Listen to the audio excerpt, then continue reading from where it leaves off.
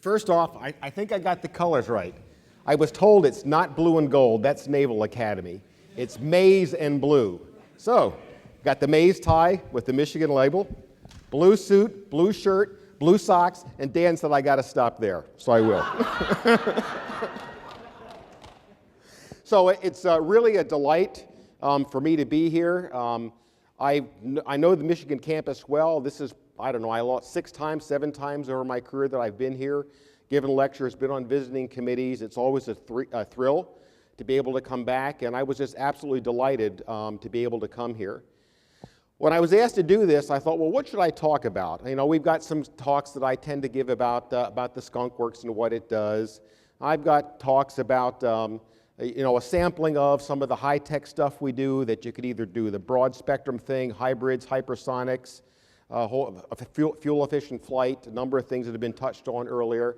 And I thought, no, you know, if I think about this, the University of Michigan and this department is very, very, very special to not only aviation in general, but in particular to Lockheed and the Skunk Works. So what I chose, Ben, was to focus on Kelly's legacy and what that means to the Skunk Works today. I think, as all of you know, Kelly Johnson was the founder of the Skunk Works. I'll tell you a bit of that story as we get into this. He was the class of 1932, and he founded the Skunk Works on June 17th of 1943. So he was only 11 years out of school, but he was actually back after 32 to get his master's degree and take courses and use the wind tunnel that was down on the main campus, you know, down the road here a bit, that way I think. And I'll tell you some of those stories as we get through, but this is really a tribute to Kelly. And as we get along the way here and how he still impacts us today, and along the way I'll cite a number of other luminaries from this department that have actually had an impact on Lockheed and therefore I believe on aviation in general, some very, very, very, very revolutionary things. So I think a lot of you know that Kelly's been responsible for a number of different aircraft over his career at Lockheed. Some people would say that perhaps the most special one is highlighted in the next video. Ben?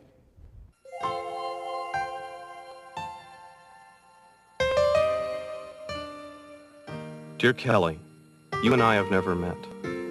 I'm not a former SR-71 pilot or RSO. I wasn't a member of your design team at the Lockheed Skunk Works or on the assembly line that built the Blackbird.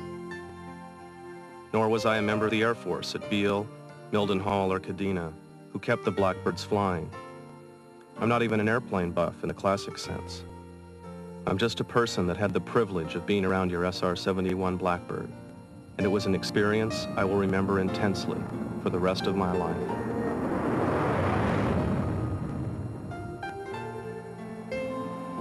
There's just something about your Blackbird, Kelly, that words don't adequately describe. Anyone who has been near a Blackbird and felt its presence knows what I'm talking about. It's a feeling in your gut, and instantly you want to be part of it. Part of what I call the Blackbird family. Today, Kelly, you are being honored for your design work on the SR-71, and justly so. To me, the SR-71 is not only your greatest aircraft design, it is perhaps the greatest aircraft ever built. I've heard it said that you considered the Blackbird the most fascinating challenge of your career. No wonder. It was a design that was so advanced that everything that touched it had to be new. New manufacturing processes, new tools, new materials, a whole new approach. You built an operational stealth aircraft a decade before most of the world had even heard the term. It was a design so far ahead of its time that it retired before time could catch up with it. In times of crisis, the Blackbird provided 6 presidents with a unique and critical view of the world. The Blackbird served this country for just over a quarter of a century.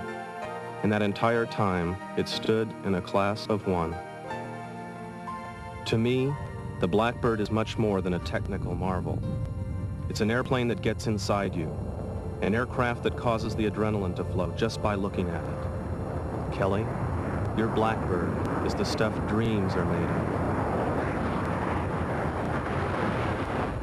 It's the model plane sitting in a young child's room, proof that everything is possible, that the sky isn't the limit. And it's the poster hanging on the office wall of a middle-aged engineer, testimony that yes, even in the real world, miracles do occur. The SR-71 embodies all that excites people about aerospace. Its crew seems part pilot, part astronaut. The Blackbird itself appears part airplane, part spacecraft. The typical Blackbird fan is a cross-section of America. It's your grandfather, your niece, your son. It's the wide-eyed young kid that buys an aircraft book at the National Air and Space Museum. It's the family that traveled hundreds of miles to an air show just to see a Blackbird in person. It's the people on the Air Force Base that stopped what they were doing to watch an SR take off. Everyone, every time, no matter how many times they'd seen it before. And it's the pilot who last flew the Blackbird 20 years ago, who has the look in his eye that says, I flew the best aircraft ever made. The look that can barely contain the desire to get in an SR just one more time and light the burners.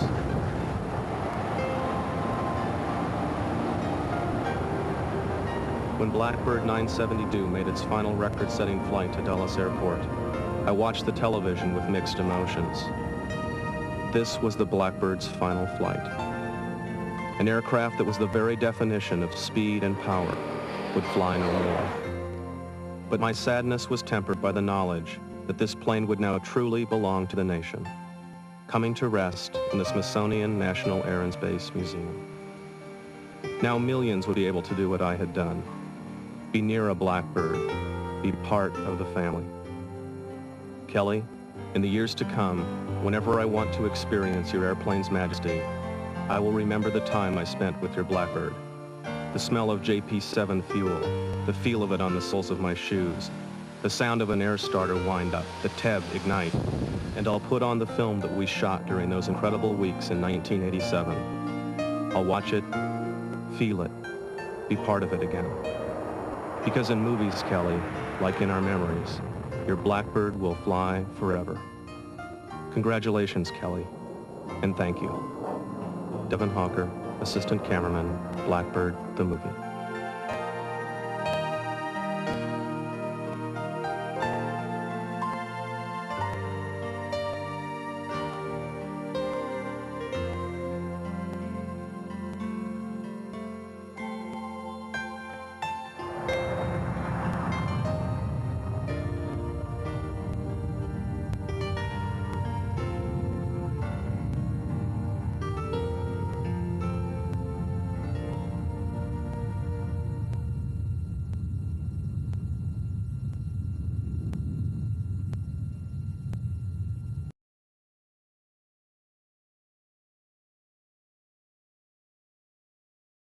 That video is available on YouTube if people want to go look for it. But I will tell you that that airplane was very, very special to me as I was growing up for two reasons. You heard the reference in there to the young child with the model in his room. That was me, amongst probably thousands, if not millions of others who are now engineers. I was 13 when they released the existence of the SR to the outside world. I will also tell you that between the space program, I grew up with Mercury, Gemini, and Apollo, and the SR, that's what sealed the fate for me to be an engineer. Where it really gets interesting, it's also what sealed my fate to pick materials as engineering, because I was fascinated by the materials that it was made out of, the titanium for the airframe, and thank you for the J58, Ellen, for the super alloys that were in the engine. Those were the things that really attracted me, and I ended up going down the materials path, because of what I saw with that airplane. So I'll tell you a bit more about how the Skunk Works methodology was created and applied to the SR and still in fact is today in later programs. And along the way I'll tell you a couple of really fun stories about the SR. Many more than I can tell tonight than I can tell here. I can tell you some more later off the scene.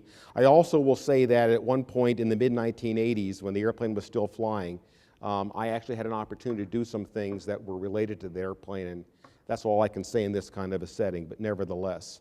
So what we're going to do here is talk about Kelly and how he actually still drives us today with what we do. Ben? First off, you know, he comes from Michigan. Actually, his name is Clarence L. Johnson. Where did the Kelly come from? He got in a fight when he was in middle school or thereabouts, and he eventually got bullied around. He eventually flattened a kid, and they said, you know, you can't be called Clarence and do that. So he got the nickname Kelly, and it stuck to this day. He got a scholarship somewhere else in Michigan to another school, but when he was a late teenie, he decided he wanted to learn to fly. And he went down to the local airfield with money he had saved up from a paper route and whatever. He did not come from a wealthy family.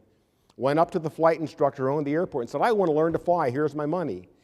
But the flight instructor identified so much passion in Kelly for aviation, they said, I don't want your money, but I'm going to teach you to fly. And he did.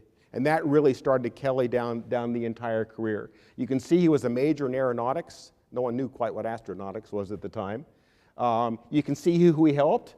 One of your predecessors, Dan, Ed Stalker. Other folks who impacted his life, the names are listed up there. He did his graduate studies in 32 and 33, working on superchargers and engines. Was the assistant to someone with Professor Stalker when we paid for him to come back for his master's to work on the Model 10 Electra. In fact, when he went to the West Coast in 1932, he got hired by Lockheed, and he saw the original model for the Electra, and he looked at it and he said, I don't think this is going to work. I think it's going to be unstable and yaw. So he went to the then chief engineer and said, this design isn't any good. And he only been there for like a week. He's lucky he didn't get fired.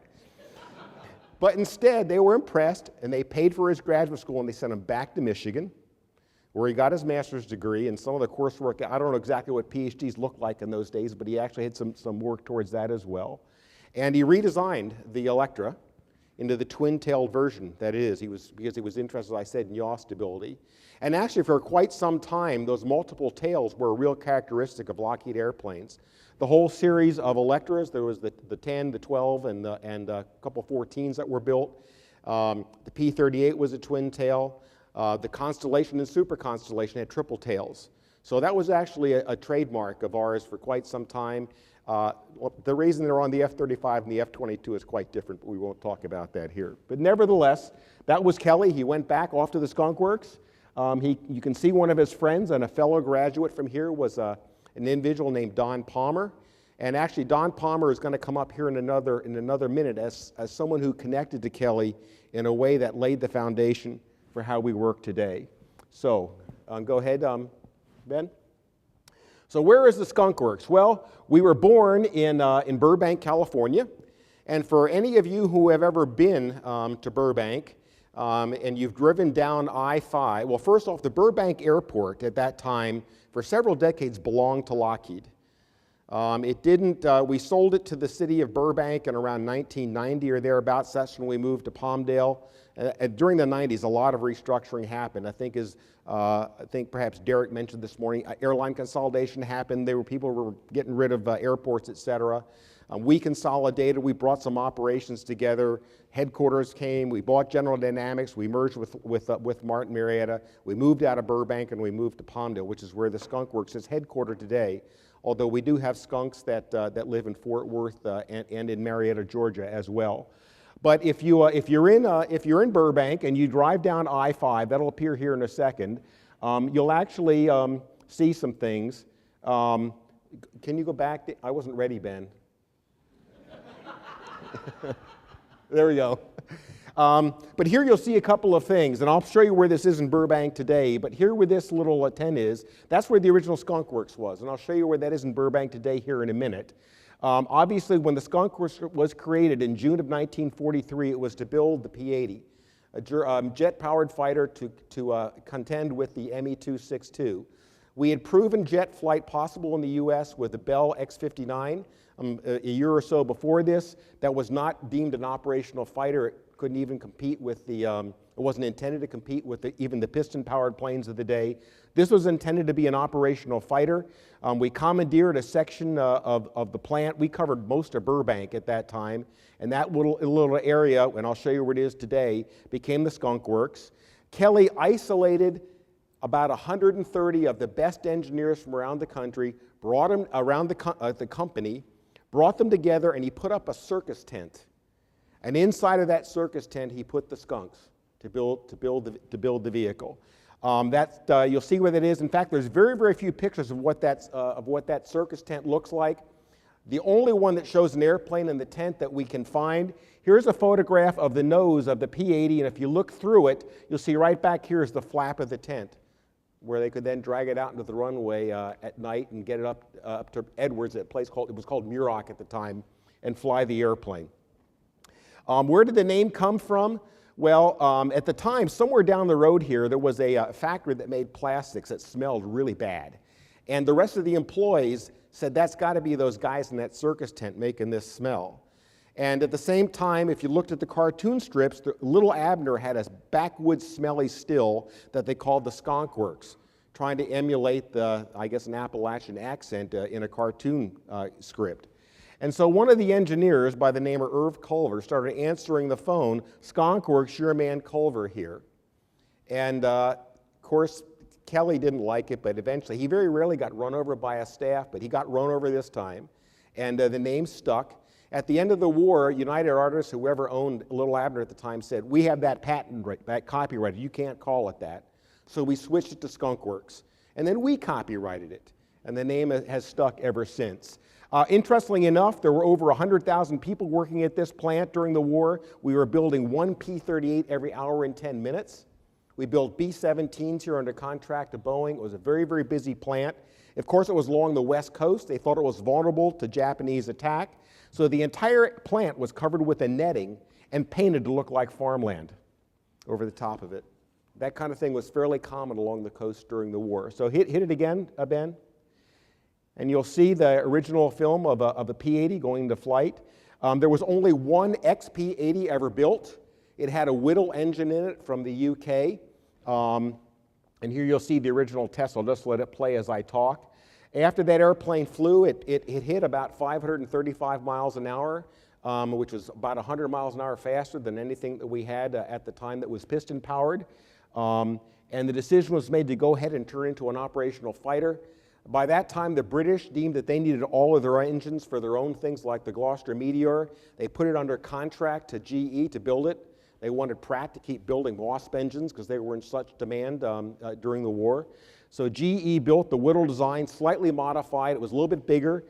They then built three YP-80s that had that engine, deemed it operational, and went to what was called the L-141, which is intended to be the first true operational version of that airplane. So hit the slide again, Ben.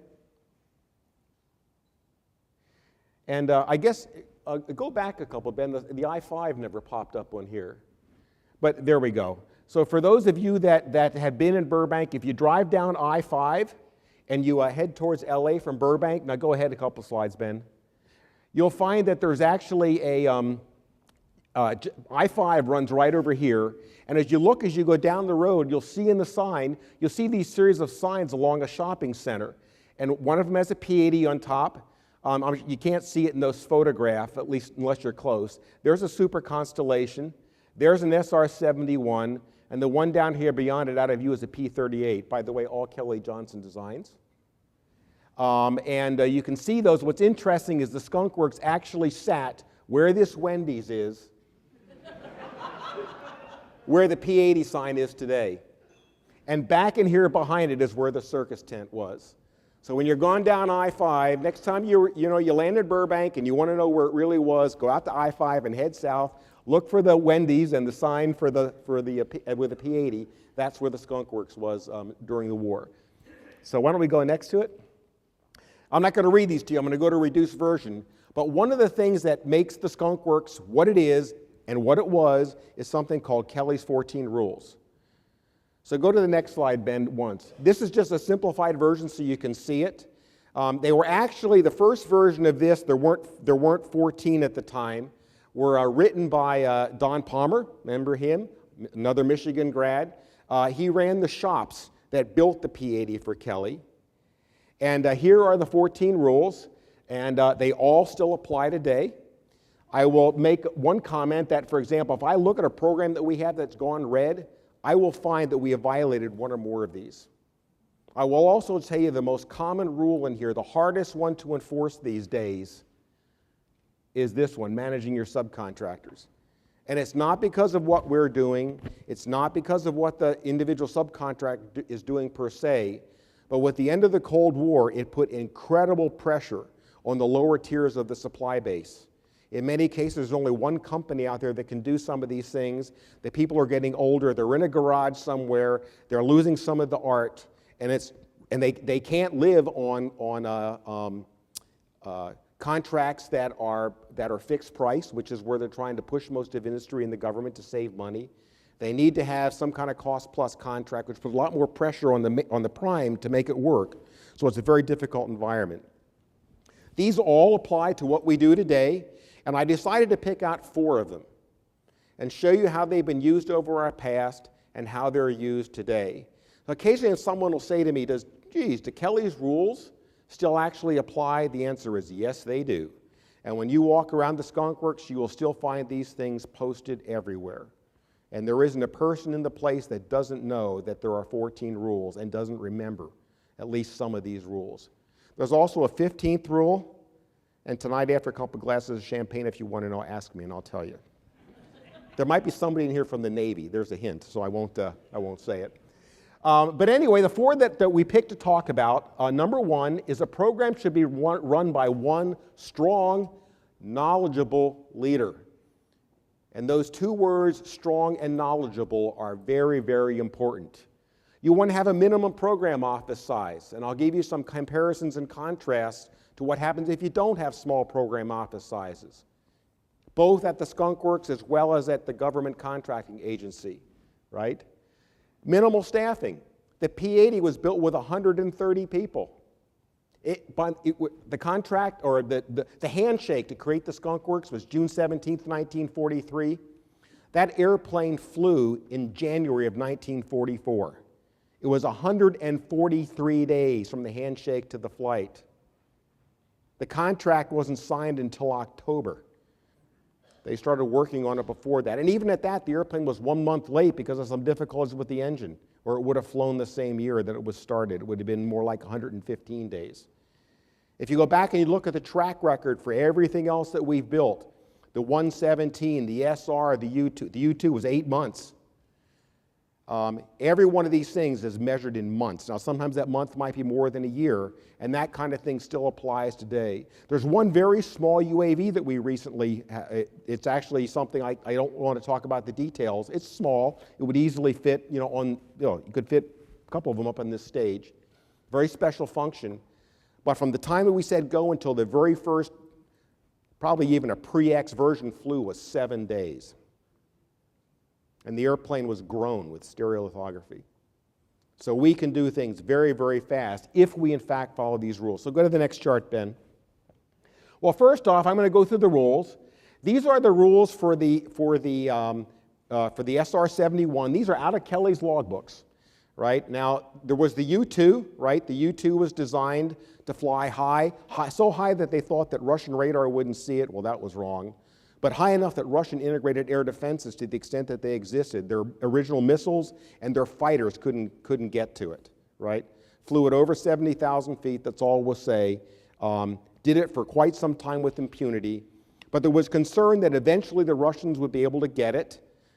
Kelly said he figured it would be gotten in about 1958. It took until 1960, till Francis Gary Powers' airplane was lost. And the idea was to find an airplane that not only went high, go higher and go faster. And that's what eventually became the SR-71. Its first incarnation, if you look at Kelly's original logbooks, I've got copies in my office, it was called the U-3, U meaning utility. The CIA, just like they had done with the U-2, were the ones that stepped forward with the checkbook to build the airplane, and it was called Oxcart, and it began with an A designation, the first one being A1.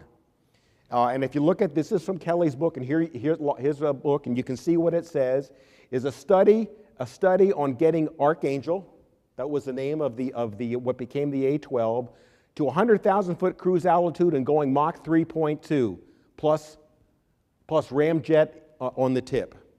That was the original design that he wanted. So go to the next chart, Ben.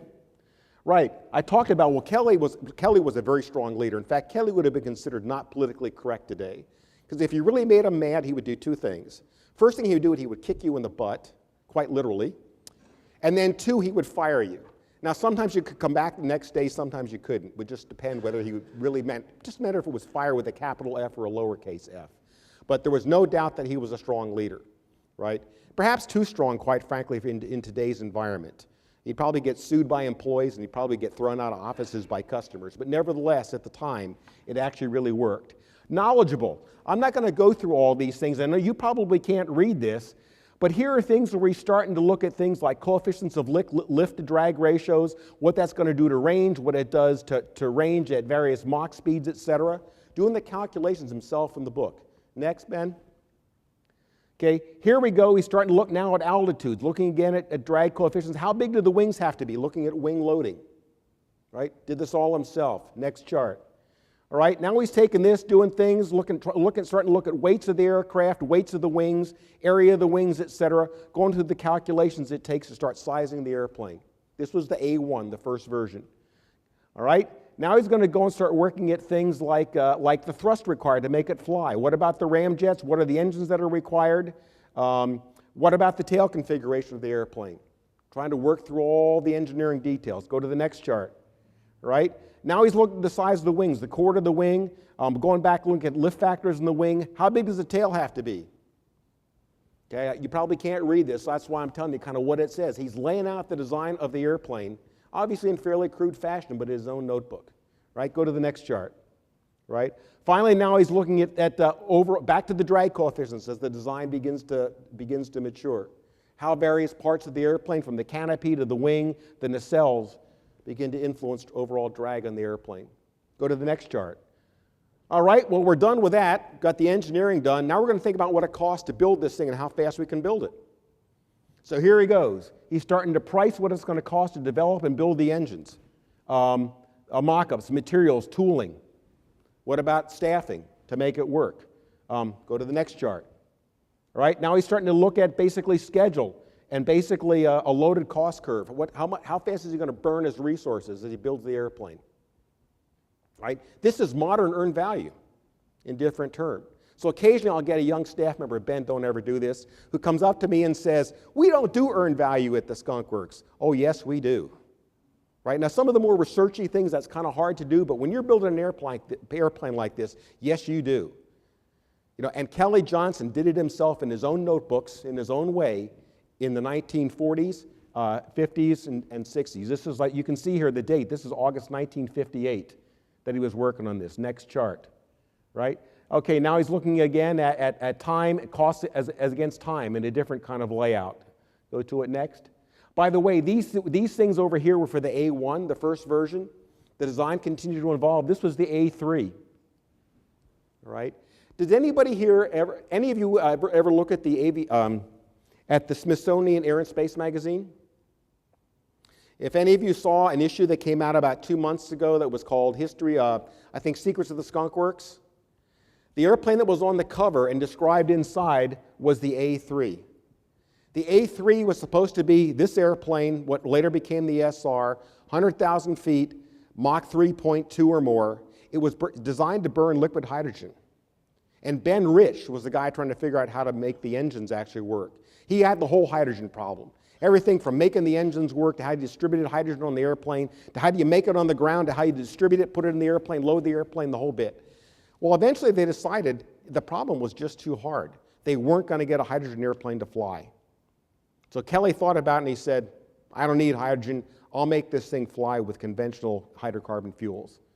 Right? Now, JP7 is not exactly conventional, but it's not as far out as hydrogen in order to do that. In fact, Jimmy Doolittle was an exec at Shell Oil at the time, and under his guidance, at the request of Kelly Johnson, Jimmy Doolittle had Shell develop JP7 for the SR-71.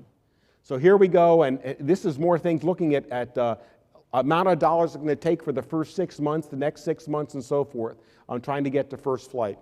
Go to the next chart, right? All right, now he's starting to price out the materials used to build the airplane, right? A lot of challenges he didn't expect, like titanium ends up being a real bear. One of the problems that they had is the titanium behaved differently in summer than it did in winter. Well, how did that happen? Well, it turns out, what is summer, even in Burbank compared to winter? It's warmer. What happens in water when it gets warmer? It grows algae. What does the water company do to make sure you don't get algae in your water in the summer? They put in more chlorine. What did the chlorine do? It caused problems with cracking in the titanium. Right? Those are the kinds of things that they encountered at the time. Go to the next chart. All right? Continue to cost things out, laying out his burn rate. Here it is. This is his burn rate of cost plus commitments as he goes through the program. Keep going. Right? Here he is, different various airplanes, laying it out.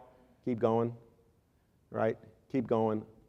And that was the end of it. Now let me tell you a couple stories about the SR along the way that I think are fairly interesting. The one that finally flew, the first one was called the A12. Right? You saw A1, you saw A3. So the way I say it, the first 11 didn't work. People say, oh, did it crash? No, we actually never built it. But the first 11, the design cycle did not completely close for performance of the airplane, including its signature. The SR had controlled signature, all right? Done in a more intuitive way than perhaps we do things today from the F-117 forward, but it did have a reduced signature for the size of the airplane. The A11 met the aerodynamic requirements. It didn't meet signature requirements. The A12 ultimately did. So when we talk about it's okay to fail at the Skunk Works, to take risks, 12 design cycles to get that airplane right till it actually flew. Right? The CIA flew the first version called the A12, carried a single seat. The Air Force then took the airplane, made it 9 feet longer, put in a second seat that became the SR. Right? That airplane flew until the late 80s, was retired, and then 2 of them were brought back in the late 90s and retired earlier this decade. It did California to Washington in 1 hour and 4 minutes. It holds the flight record from London to LAX at 3 hours and 47 minutes. And I'll tell you a funny story about the London to LAX. My exec is a young woman from Arizona, and her brother flies 747s for British Airways. And one of his common routes is London to LAX. Takes how many hours? Well, we happened to be having breakfast with a guy that flew that flight by the name of Buck Adams. He also flew the 1 hour and 4 minute flight to DC, who now is a contractor at DARPA.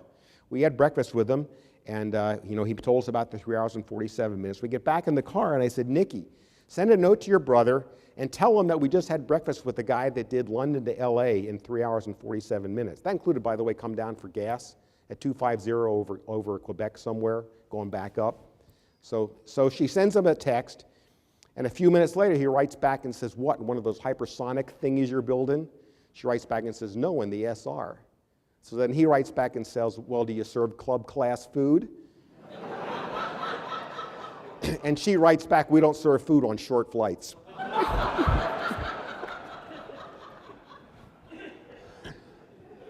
So we're now going to rule number 2. Rule number 2 has to do with the size of the program offices. Look at the SPO size. This is the size of the office back in Washington, D.C. Look at the F-16, look at the C-17, look at the F-22, look at the F-117. It peaked out at under 50 people. In fact, in the beginning, it was 5, right? Joe Ralston ran it. He then said, I need to have a few more engineers. He went to 8, right? And when he went to 8 engineers, they said, we think somebody should go to Burbank every week and just check up on those contractors. And Joe said, no, you aren't. That's not happening. You can all go together once a month and stay for 4 hours, and then you leave, right? I do not want you under the feet of the guys at the Skunk Works that are building this airplane, right? We do not want the intrusiveness of this. And eventually, when it became a more formal program and they ended up building 59 of them, et cetera, it was is a staff of about 48 or thereabouts. So very, very important to do that. Go to the next one, Ben. All right, a very, very important issue. In fact, we saw an example of this in the Wilson Center. In fact, there's a story about talking. Ben Rich was back here somewhere in the 80s, I guess, and chatted with him about some of the secrets of the Skunk Works, and this is the one that he brought up. If you look at how things work in the Wilson Center, this is where it came from, and we still do it today.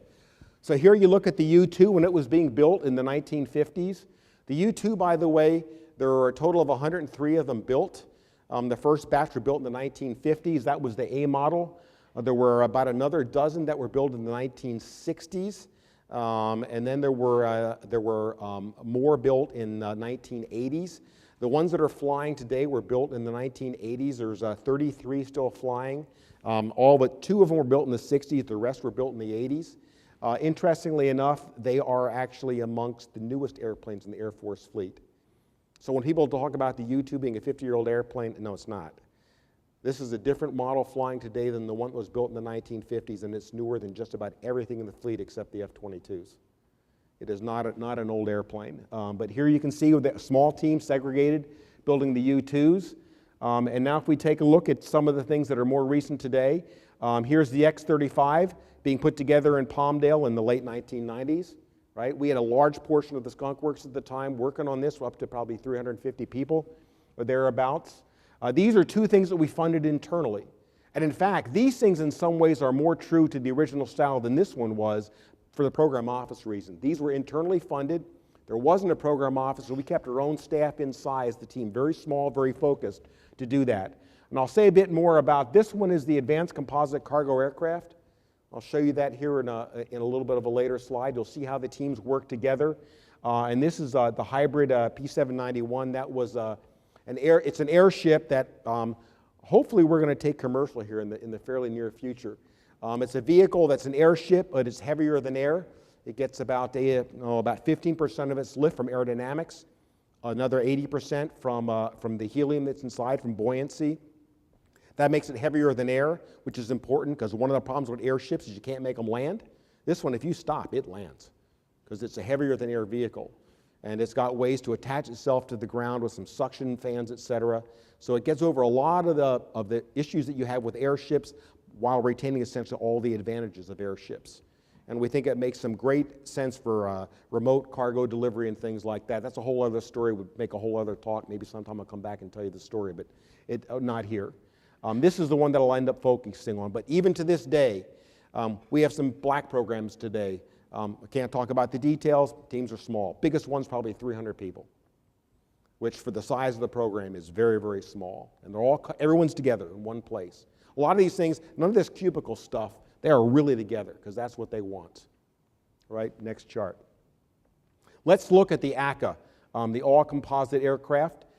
This was something funded by AFRL. Minimal funding.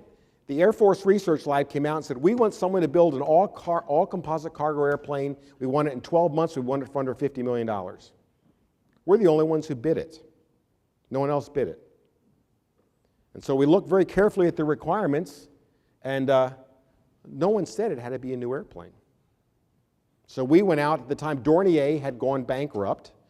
Once you hit that, this is the polecat, which I'll tell you about. I'll give you the story while this thing's flying. Here it comes. This is the original airplane. It's a Dornier 328 prototype. Dornier was in receivership in the Netherlands. We went over, bought the airplane for a song and a prayer, sent a crew over to get the thing prepared, flew it back to Palmdale, took it in the hangar. First thing we did is cut it in half. Of course, we didn't tell anybody we did that until after we were done, but we did. We saw it in half. And then we made an all-composite body, everything, not, so the spars, everything is made out of composites, composite skin. It's larger, it'll carry standard pallets in it. It's got a door that comes down in the back. We reattach the wing, reattach the landing gear and the engines. The tail is mostly composites, and here it goes in flight. This team was anywhere between 30 and 130 people, depending on what the workload is at the time that we did it. It took 13 months to do it. It took a month to get the contract in place, but took 13 months to do it and under $50 million. So we did exactly what we said. One of the real advantages or adages of the Skunk Works is don't reinvent what you don't have to. That's a very recent example. This was only a few years ago, but I'll tell you the story of the F-117. The F-117, except for the dust cover, is kind of a conventional airplane. The engines are out of the F-18. The main gears come off of an F-15. The nose comes off of an F-18. The cockpit's a combination of F-18 and F-16. The nav system comes out of a B-52. The environmental control system comes out of a C-130. Right? What's really new about it is the dust cover, and that's very important. And to some extent, quite frankly, the flight controls, because the airplane is not particularly stable all by itself, as you might all know and probably would guess even if you don't know. So really, if we don't have to invent it, the first thing we do when we build a new airplane, say a UAV, is go out and see if we can find a landing gear from a King Air or something that will fit and work, and not build a completely new one. right? Polecat was a UAV that was done, in fact, in exactly the same manner. I don't have time to talk about it in detail, but a very small team. The airplane flew in about 12 months. It's got about a 90-foot wingspan, twin engine. Although it is not stealthy, it is tailless. It has the shape characteristics, for the most part, of a stealthy airplane. No ram coating or anything. That wasn't the whole point. But the idea is build a stealthy-like airplane, tailless, do it quick. Cost us about $20 million and took a relatively short period of time. So keep going, Ben. All right, let's go back. One of the other things that Kelly said is keep a good logbook. These come out of Kelly's logs. These are the logs for the XP-80. Go to the next one, Ben, to get the pop-up. Here you go. This is right after the first flight, a couple weeks after the first flight. This is day number 1 of 120 to build the L-141. Right? This is just after the flight of the XP-80. Let's go off and build the true prototypes for the actual fighter, the ones with the GE engines in them. And they wanted to have that airplane flying in 120 days. That's when Don Palmer, there's the name again, a Michigan grad, who put together the original framework for at least some of Kelly's rules before the 14 fully manifested themselves. But virtually every day, 24, 25, 26, 27, 28, Kelly took notes and put them in his logbook. By the way, you can't read this one, but here his first word is Culver, right? So there's Culver, the guy that got fired overnight for saying Skunk Works, got hired again the next day, but that was all right. Because he got fired before this happened and got rehired the next day. Next chart, Ben, right? Here you go, all right? They were having some trouble, so Kelly gave them 5 more days. So they got 125 days to build the airplane. Keep going, right? Project logs, everything. So you don't want to write down excessive records, but keep good records of what you do, and indeed we do. In fact, every now and then, a corporate comes back and says, we have all these boxes, what do you want to keep? Well, we find somebody who had some more experience with the program, we go through the boxes and say, we're going to keep these things, we're going to trash the rest. And we keep it and archive it. So whenever we have one of these big clean outs, emptying hangars, et cetera, of junk, we got to throw stuff away, but we're pretty good about keeping the stuff that's really important. Right, so go to the next one, Ben. All right, so here you go, day 86. Well, blow up in the very bottom there, Ben. This comes down at the very bottom. They were having trouble with bleed-through of some air in the fuel line. So Kelly writes in his note, right here it says at the bottom, fuel system to meet Cooper's requirement is not yet invented. Bradley and others trying to get a good idea. We need a valve which will pass fuel but stop air. Kelly writes, hey, I know how. Right? And he went forward and said, here's what we have to do with that valve to control that issue with the fuel, in the airplane. By the way, there were issues with the airplane and its fuel pump that plagued it for all of its lifetime. That was one of the first airplanes that it got an electric fuel pump as a backup in case the mechanical one didn't work. And if any of you know the name Dick Bong, the #1 ace in the Pacific during World War II flying P-38s, he was killed in a P-80. He went out of Burbank and he forgot to turn on the boost pump, and the mechanical pump quit. And instead of flipping on the boost pump or whatever, he tried to come around and he got too slow when they turned back to the runway and spun, and that was the end of it. Stalled and he went. But nevertheless, so here Kelly involved directly himself in solving problems of the airplane. So keep going, Ben. All right, what about specs, right? This is rule number 10, keep the specs to a minimum. Here you can see the number of pages that were involved in the specs. Well, these are all programs that are relatively, efficient. Look at the U-2, 35 pages, SR 50, Hablu 25, the 117, only 62. So think about this. The 117 and the FB-111 are about contemporary. The 117 had 62 pages.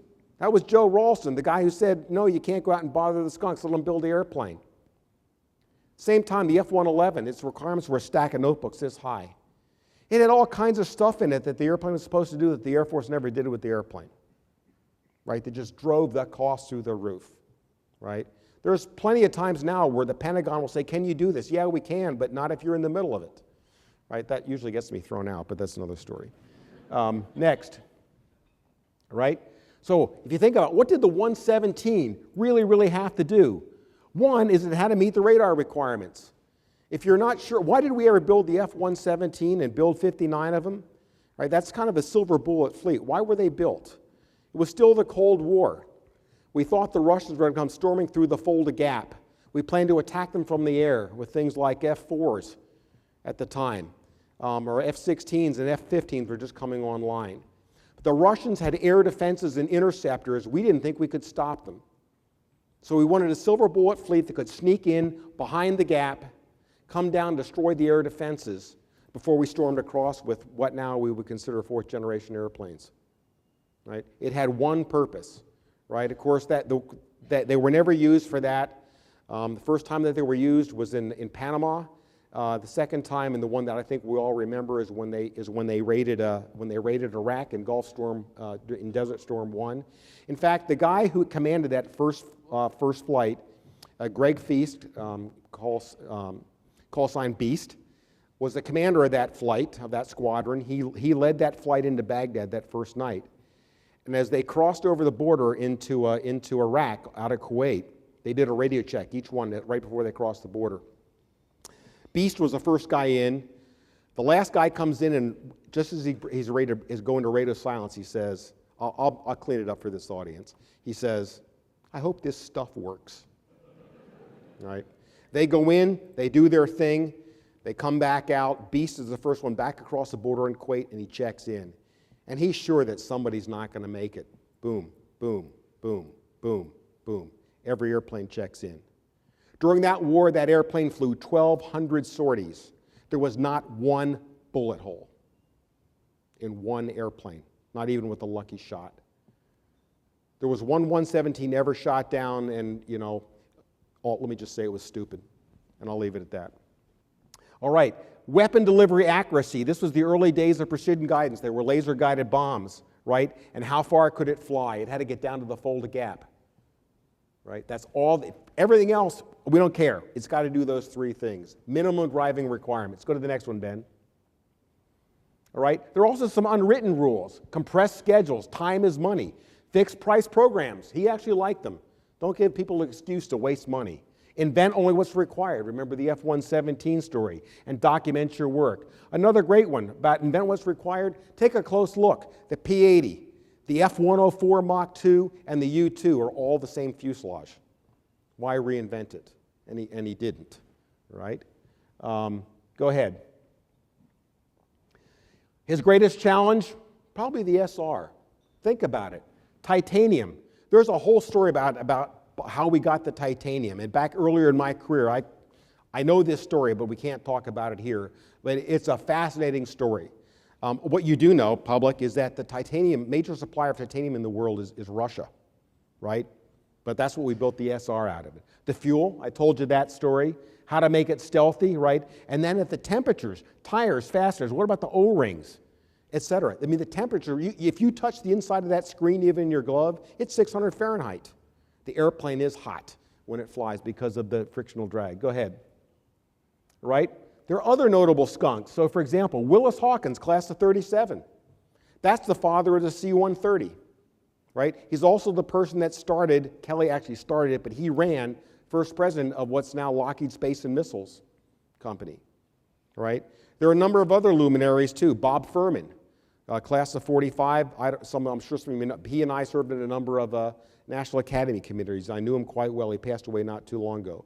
Ken Canestra, who got his BS here and key role on the F-22 and the C-130J.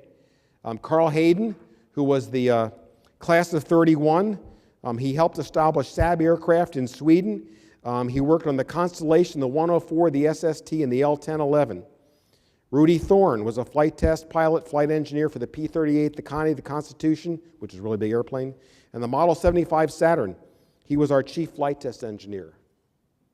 Finally, Lee Nicolai, the godfather of modern conceptual design. Lee, please stand. I told you I was going to do this to you.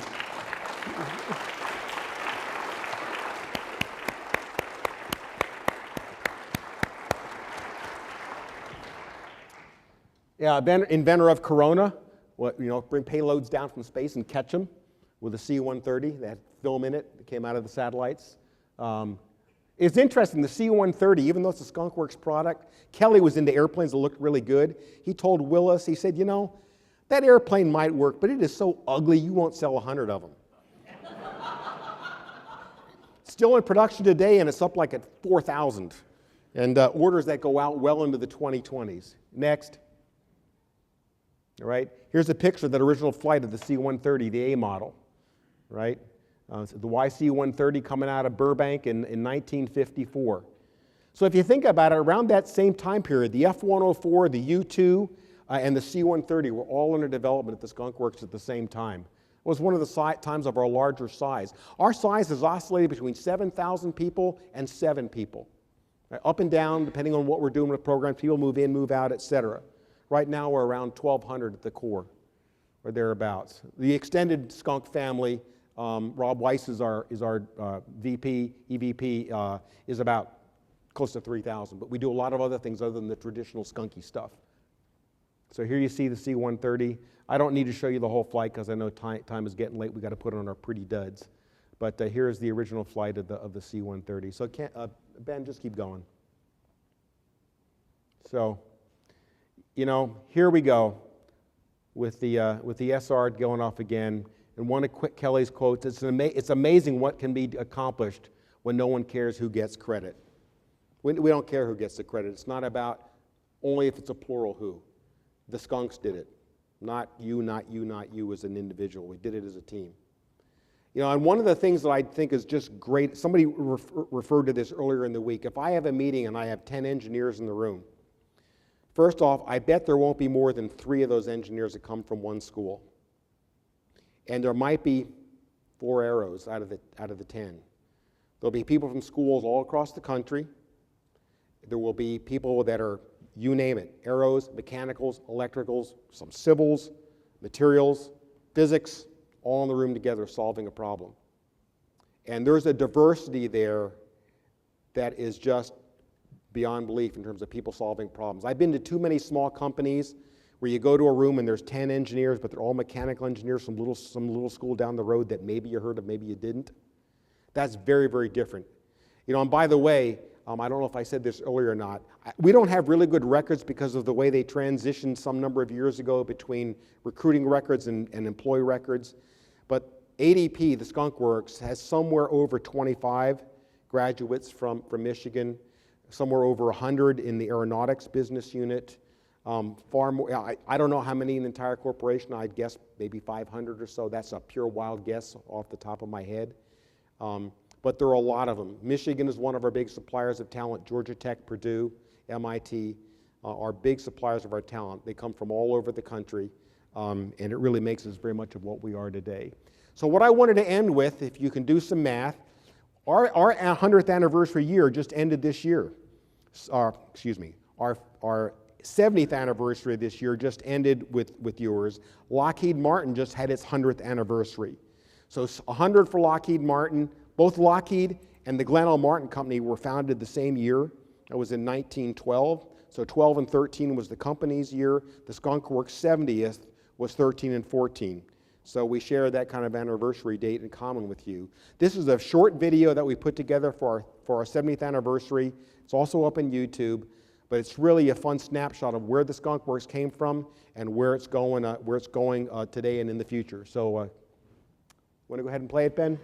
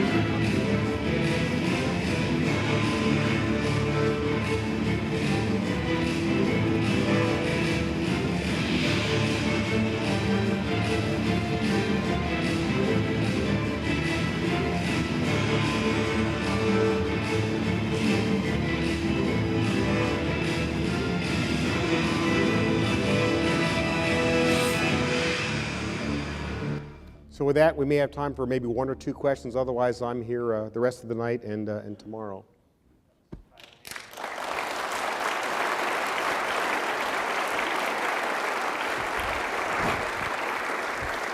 So you want to take one or two questions? Or? Yeah.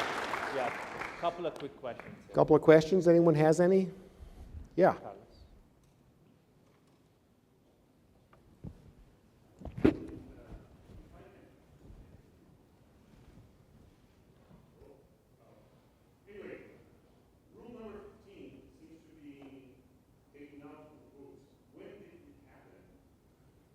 When was it created? It was actually there from the very beginning. You're not supposed to say that.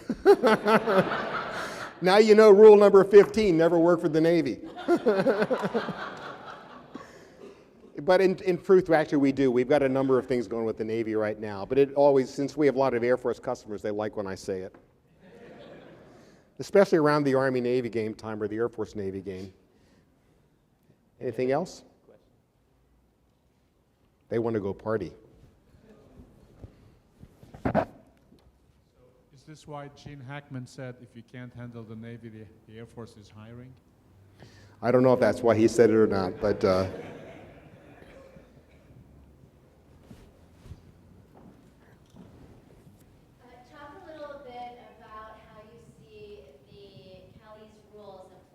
to the more traditional, larger programs of record, and whether you see any of the approaches taken in areas that have more oversight, have less.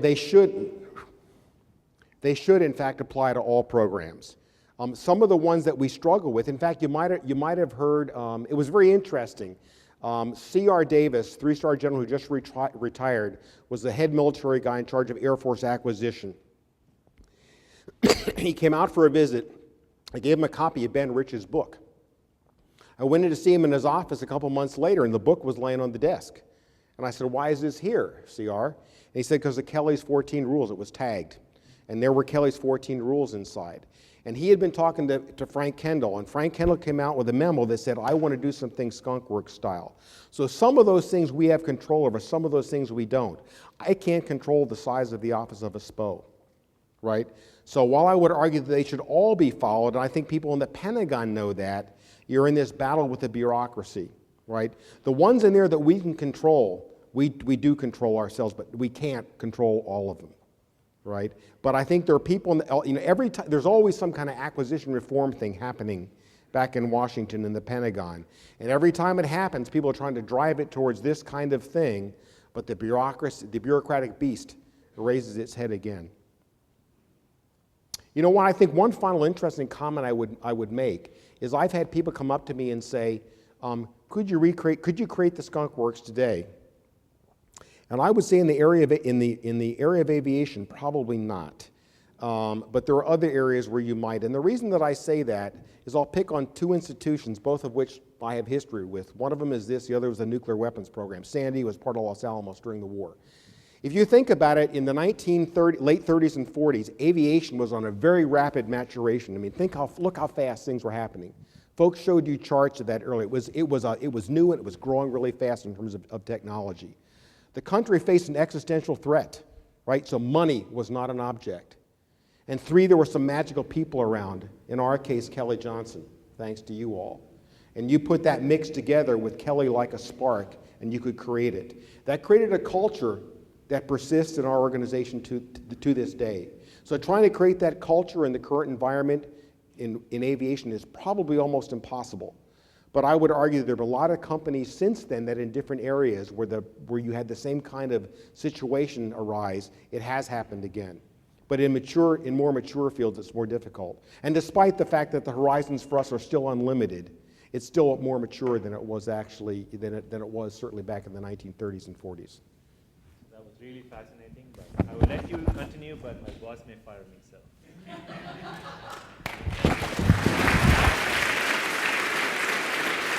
In the classroom, in the laboratory, and frankly, extracurricular, co-curricular activities through student team projects and internships, where it's really going to be critical for engineers.